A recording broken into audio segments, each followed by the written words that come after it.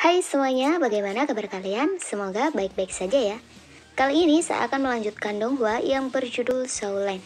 Jika kalian penasaran dengan part sebelumnya, link ada di deskripsi ya guys.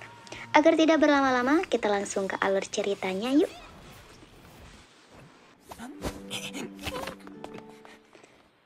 Pasca kemenangan yang diperoleh oleh 7 monster Shrek, Tansan beserta kawan-kawan menuju aula tempat pendaftaran. Mereka di sana menerima cendramata dari pemilik arena pertarungan roh Tiandou. Sekaligus 7 monster Shrek yang awalnya lencana roh perak, sekarang mereka naik di tingkat lencana roh emas. Pemilik arena mengatakan kalau 7 monster Shrek sudah menjadi tim yang sangat kuat di arena pertarungan Tiandou dan memecahkan rekor sejarah menang 27 kali berturut-turut. Scene berlanjut, Xiaogeng mendatangi Tiang Heng. Tiang Heng kaget karena yang berdiri di depannya adalah pamannya yang selama beberapa tahun Xiaogeng pergi dari Sekte Naga Biru. Tiang Heng mengajak Xiaogeng untuk kembali karena ayah Xiaogeng sudah lama merindukan Xiaogeng. Namun Xiaogeng tidak bisa mengikuti permintaan Tiang Heng. Lalu Xiaogeng mengatakan kepada Tiang Heng kekalahan hari ini adalah sebuah pembelajaran ke depannya agar Tiang Heng dan teman-temannya tidak meremehkan musuh yang kekuatannya di bawah level Tiang Heng. Kemudian Tiang Heng membahas mengenai pertandingan tadi, bahwa Xiaogeng adalah guru dari 7 monster Shrek dan Tangsang adalah muridnya. Selesai mengatakan hal itu, Tiang Heng tidak percaya kalau Tangsang kekuatannya di bawah Tiang Heng, karena saat di arena pertarungan, Tangsang dapat melumpuhkan teman Tiang Heng dalam satu gerakan. Xiaogeng membenarkan kalau Tangsang benar-benar kekuatannya di bawah Tiang Heng, namun Tangsang berbeda dengan orang pada umumnya. Jika Tiang Heng ini menjadi yang lebih kuat, maka Tangsanglah yang harus jadi patokannya.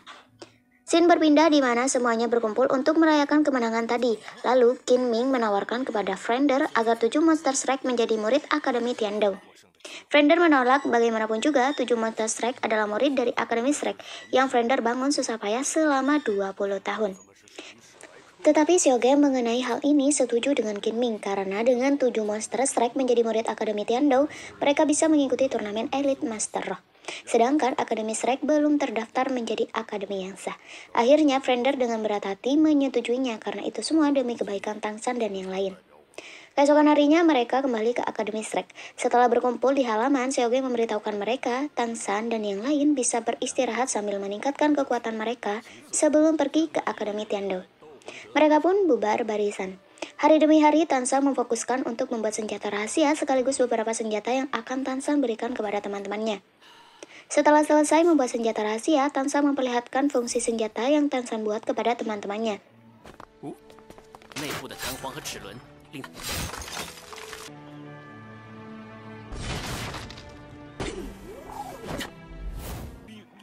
Kemudian, Tangshan memberikan satu-satu dari senjata yang Tangshan buat kepada Oscar beserta teman yang lain. Keesokan harinya, mereka berangkat menuju Akademi Tiandou. Sebelum itu, Frender berniat mendaftarkan Tangshan dan yang lain untuk mengikuti pertandingan arena di kota Silvers. Frender pun mendaftarkan 7 monster Shrek, tetapi pihak dari Akademi Silver menolak dikarenakan 7 monster Shrek masih di level 30, sedangkan di arena Silver rata-rata Master Roh berada di level 40. Mendengar hal itu, Frender berniat mengurungkan pendaftarannya, namun Xiaogeng tetap ingin mendaftarkannya. Pihak arena mengatakan mereka bisa mengikuti pertarungan arena Silvers jika semua risiko ditanggung pendaftar, karena di arena Silvers, lawan yang akan dihadapi sangat brutal dan parahnya bisa kehilangan nyawa. Xiaogeng pun mendaftarkan mereka. Ia dengan yakin kalau Tangshan dan yang lain bisa memenangkannya. Selesai mendaftar, Xiaogeng mengatakan kepada Tangshan dan yang lain, di pertandingan ini mereka diperbolehkan untuk menggunakan senjata rahasia yang dibuat oleh Tangshan. Tangshan awalnya menolak, namun saat Xiaogeng memberitahukan kalau tim yang akan mereka lawan adalah tim yang sangat sadis dan sudah berkali-kali membunuh Master Roh saat di pertandingan. Singkat cerita, Tangshan dan yang lain akan melawan tim Dewa Iblis, lalu pertarungan dimulai. 我不是没信心，我不是就大家预备。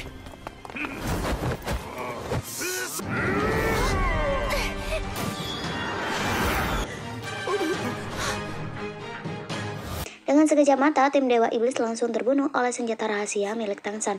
Melihat hal itu, Oscar dan yang lainnya langsung pergi dari arena. Mereka merasa bersalah karena sudah membunuh lawannya. Lalu Xiaogeng datang untuk menenangkan mereka. Xiaogeng mengatakan tim Dewa Iblis pantas mendapatkannya karena mereka sudah banyak membunuh Master Roh di arena pertarungan. Dari kejadian itu, mereka tidak bisa tidur karena mereka baru pertama kali membunuh seorang Master Roh. Keesokan harinya, mereka berangkat menuju Akademi Tiandou. Sesampainya di sana, mereka dicegat oleh beberapa murid Akademi Tiandou. Tidak hanya itu, murid Akademi Tiandou juga menghina dan meremehkan Akademi Shrek. Tanpa banyak kata, Dai Mubai seketika mengajar murid Akademi Tiandou. Selesai dengan masalah Akademi Murid Tiandou, Qin Ming datang menyambut Frender dan yang lainnya. Kemudian Qin Ming membawa Frender menemui 3 ketua pengurus Akademi Tiandou. Frender juga memberikan penghormatan kepada 3 ketua Akademi Tiandou. Lalu 3 ketua Akademi Tiandou memperkenalkan diri. Meng Shenji, roh pelindung jin kegelapan tipe pengendali level 86. Bai Boshan, roh pelindung tungku bintang tipe pertahanan level 85. Dan yang terakhir bernama Zilin, yaitu roh pelindung akar biru tipe pengendali level 83. 3 ketua pengurus Akademi Tiandou juga sangat senang melihat kedatangan Frender dan yang lain. Karena sudah mengetahui maksud kedatangan mereka, 3 ketua Akademi Tiandou langsung menerima Akademi Shrek bergabung di Akademi Tiandou. Di tengah obrolan mereka, salah satu ketua Akademi Tiandou yang bernama Ziling menanyakan tentang murid Akademi Shrek yang sangat menonjol bakatnya. Kemudian Xiaogeng menyuruh Tangshan, namun seketika Ziling langsung menekan Tangshan dengan kekuatannya. Melihat hal itu, Frender dan yang lainnya kaget dan berniat ingin membantu, tetapi mereka sadar bahwa Ziling hanya ingin menguji Tangshan seberapa kuat kekuatan Tangshan. Apakah benar seperti yang dirumorkan? Beberapa menit kemudian di bawah tekanan Ziling, Tangshan masih hidup dan mampu menahan tekanan yang diberikan oleh Ziling. Sampai Ziling sendiri dibuat heran dengan kekuatan Tangshan, karena tekanan yang diberikan oleh Ziling sudah melampaui batas untuk Tangshan yang masih di level 33. Ziling terus menambah tekanan pada Tangshan, dan akhirnya Tangshan mengeluarkan roh pelindungnya, yaitu rumput biru perak. Roh pelindung Tangshan keluar dikarenakan akibat tekanan yang diberikan oleh Ziling, tetapi tidak berhenti di situ. Tangshan masih mampu menahan tekanan dari Ziling. Terpaksa Ziling menekan Tangshan dengan setengah kekuatannya, dan pada akhirnya tulang roh Tangshan keluar dan menandakan Tangshan sudah tidak mampu lagi menahan tekanan dari Ziling. Melihat pemandangan yang sangat langka, 3 ketua Akademi Tiandou sangat kaget. Tangshan yang masih sangat muda sudah mendapatkan tulang roh. Kemudian Xiaogeng mengajukan permohonan kepada 3 ketua Akademi Tiandou untuk merahasiakan tentang tulang roh yang dimiliki oleh Tangshan, untuk menjaga keselamatan Tangshan ke depannya. 3 ketua Akademi Tiandou bersumpah atas nama roh pelindungnya mereka, tidak akan memberitahukan kepada siapapun bahwa Tangshan memiliki tulang roh terlekat. Setelah itu, Akademi Tiandou juga sepakat untuk memberikan fasilitas terbaik kepada murid Akademi Shrek. Tiba-tiba datanglah seseorang bangsawan dari Kekaisaran Tiandou yang bernama Xiu Xing. Ternyata Xiu Xing di sini adalah paman Xiu Beng, putra keempat dari Kekaisaran Tiandou. Kemudian juga di belakang Xiu Xing, seseorang yang sangat kuat yang bernama Du Gubo. Dan Du Gubo di sini adalah seorang Master Feng Hao Doulo di level 93. Xiu Xing mengatakan jika mampu bertahan 5 menit dari serangan Du Gubo, maka Akademi Shrek akan diterima di Akademi Tiandou. Tidak hanya itu, Xiu Xing juga merendahkan Akademi Shrek kalau Akademi Shrek hanya ingin menumpang fasilitas milik Akademi Tiandou. Mendengar hal itu, Dai Mobai sangat marah lalu maju dan ingin menyerang Du Gubo. Namun dengan sekali tetap saja, Dai Mobai langsung tumbang. Ya, tahu sendirilah kekuatan Feng Hao dulu sangat mengerikan guys. Bahkan 3 ketua Akademi Tiandou berniat untuk maju bersama melawan Du Gubo untuk membela Akademi Shrek. Tetapi pada akhirnya Frender mengalah dan mengatakan kepada 3 ketua Akademi Tiandou agar menyudahi permasalahan ini. Frender juga berterima kasih kepada 3 ketua Akademi Tiandou telah menerima Akademi Shrek sebelum Xiu Xing datang menentangnya. Kemudian Frender dan yang lainnya pergi meninggalkan ruangan. Sesaat Tangshan berpapasan dengan Yan Ran. Ternyata Yan Ran adalah cucu dari Du Gubo. Lalu Yan Ran berbisik kepada Du Gubo kalau Tangshan lah yang mengalahkan mereka di arena pertandingan kemarin. Dengan kepergian Frender, Qin Ming juga berpamitan kepada 3 ketua Akademi Tiandou untuk mengundurkan diri menjadi guru Akademi Tiandou. Bagaimanapun juga, Qin Ming adalah murid Akademi Shrek. Qin Min tersinggung karena Akademi Shrek direndahkan oleh Xiu Xing. Akhirnya Qin Min pun pergi. Di tengah perjalanan, Frender dan yang lainnya tidak mempunyai tujuan. Dai Mobai menyarankan agar membangun Akademi Shrek lagi, tetapi Frender menolaknya. Rongrong pun menawarkan agar pergi ke rumahnya, yaitu Sekte Cahaya Shibao. Frender pun menolak. Sedangkan Qin Min mengatakan semua permasalahan ini terjadi karenanya, karena awalnya Qin Min lah yang menawarkan Akademi Shrek untuk bergabung dengan Akademi Tiandou. Namun Frender tidak menyalahkan Qin Ming. Bagaimanapun juga, perjalanan hidup kadang tidak sesuai rencana. Kinmi mengutarakan dan meminta kepada Frender agar membangun Akademi Shrek lagi. Frender pun terharu karena bukan hanya Kinmin, Tansan dan yang lainnya juga menyemangati Frender untuk membangun Akademi Shrek. Akhirnya, Frender mengiyakan permintaan mereka. Tetapi sebelum mereka kembali ke Akademi Shrek, Frender dan yang lainnya berniat untuk mencari penginapan.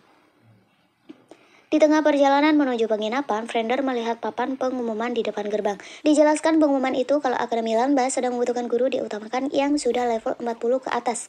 Semakin tinggi levelnya, maka semakin pula tinggi bayarannya. Dan uniknya, Akademi Lanba tidak menerima murid bangsawan, hanya menerima rakyat miskin. Saat memasuki Akademi Lanba, pengurus Akademi Lanba mengatakan untuk memperkenalkan diri serta level masing-masing.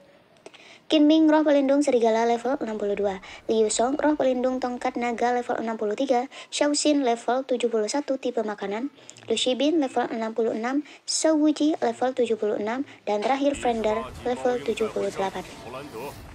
Melihat hal itu, pengurus Akademi Lanba kaget karena ia sendiri hanya berada di level 54 tanpa banyak kata. Akademi Lanba langsung menerima mereka. Kemudian pengurus Lanba mengatakan Frender dan yang lainnya menemui Kepala Akademi Lanba. Kepala Akademi Lanba ternyata seorang wanita yang bernama Liu Erlong. Saat melihat Xiaogeng, Liu Erlong langsung kaget dan menghampiri Xiaogeng. Nampaknya Liu Erlong di sini memiliki hubungan yang tidak biasa dengan Xiaogeng, guys. Kebenarannya, Liu Erlong, Frender, dan Xiaogeng dulunya adalah teman seperjuangan dan mereka disebut segitiga emas. Singkat cerita, Frender menceritakan masalahnya mengenai mereka diusir dari Akademi Tiandu. Lalu, Liu Erlong tanpa pikir panjang mengangkat Frender menjadi Kepala Akademi Lanba dan mengganti nama Akademi Lanba menjadi Akademi Shrek. Sontak mereka semuanya kaget mendengar pernyataan Liu Erlong. Kemudian Xiaogeng mengajak Tansan dan menceritakan bagaimana ia bisa mempunyai hubungan dengan Liu Erlong. 20 tahun yang lalu, Xiaogeng pergi meninggalkan Sekte Naga Biru karena Xiaogeng mempunyai roh pelindung mutasi yang cacat. Akhirnya, ia ingin membuktikan kepada sektenya bahwa ia bisa menjadi sosok yang kuat. Lalu Xiaogeng saat berkelana, ia bertemu dengan Frender, akhirnya mereka menjadi teman dekat. Tiba saatnya di mana Xiaogeng dan Frender bertemu dengan sosok perempuan yang pasti ia adalah Liu Erlong.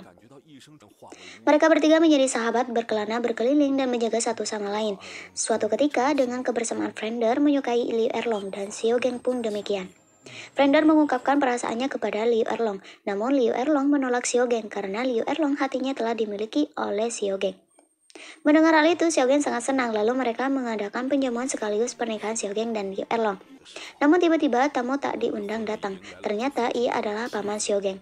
Plot twist, ternyata Liu Erlong adalah sepupu dari Xiaogeng yang mana pernikahan antar saudara tidak diperbolehkan, guys. Benar-benar semesta mempunyai rencananya sendiri karena tidak bisa menerima kenyataan Xiaogeng lari ke hutan menangis berniat membunuh diri. Namun Frender dengan cepat mencegah Xiaogeng melakukannya. Di tengah kisah yang diceritakan Xiaogeng kepada Tansan, Liu Erlong datang dan mengatakan cinta tak harus memiliki. Namun Liu Erlong dan Xiaogeng bisa menjaga satu sama lain, hanya itu yang diinginkan oleh Liu Erlong. Kemudian konflik antar hubungan Xiaogeng dan Liu Erlong terselesaikan. Di sisi lain, saat Tansan pergi menuju hutan, ia disergap oleh Dugubo. Saat Tansan sadar, Dugubo membahas mengenai saat Tansan bisa menetralkan racun dari cucunya yaitu Yanran saat di pertarungan. Tansan tanpa rasa takut mengatakan kalau racun milik Yanran hanya racun biasa dan tidak mematikan. Tansan sekaligus menyinggung Dugubo karena racun Dugubo juga hanya racun yang tidak berguna. Tansan juga mengetahui mengenai penyakit Dugubo kalau ia merasakan sakit saat turun hujan. Tansan menyebutnya racun yang digunakan Dugubo adalah senjata makan tuan. Tidak hanya itu, Tansan memberitahukan jurus racun yang digunakan Dugubo akan melukai keturunannya termasuk Yanran yaitu cucunya. Karena saat di dalam kandungan sudah terinfeksi racun. Mendengar hal itu, Dugubo melepaskan Tansan. Lalu Dugubo menawarkan kepada Tansan asal ia bisa menyembuhkannya dan cucunya, Dugubo akan melepaskan Tansan dan akan memberikan 3 permintaan. Tansan di sini harus membuktikan kepada Dugubo bahwa racun Tansan lebih hebat dibandingkan milik Dugubo. Dugubo membawa Tansan ke tempat kediamannya. Dugubo mengatakan ia akan memberikan waktu sampai lusa untuk membuktikan kepada dirinya. Setelah kepergian Dugubo, Tansan sangat kaget serta senang karena di tempat Dugubo banyak tanaman yang sangat langka dan juga terdapat mata air es api. Singkat cerita, Tansan memakan tanaman embun dan juga tanaman api, yang mana saat Tansan memakannya 2 tanaman tersebut, tubuh Tansan membeku, tetapi di sisi lain tubuh Tansan menjadi panas. Lalu Tansan jatuh ke dalam mata air es api. Tansan memakan 2 tanaman ini agar Tansan bisa menahan tubuhnya dari kekuatan mata air es api yang sangat mengerikan. Scene berlanjut di mana Frender, Xiaogen, serta Liu Erlong mencari Tansan. Akhirnya, Frender bertemu dengan Dukubo. Xiaogen menanyakan Tansan kepada Dukubo, namun Dukubo mengatakan kalau Tansan sudah ia bunuh. Mendengar hal itu, Xiaogen sangat marah. Lalu mereka melakukan penyatuan roh pelindung. Lalu pertarungan pun dilakukan. Meskipun mereka bertiga menyerang bersama-sama, namun melawan seorang Feng Hao Dolo, Frender, dan yang lainnya tetap kalah. 这是什么魂技？神圣巨龙又如何？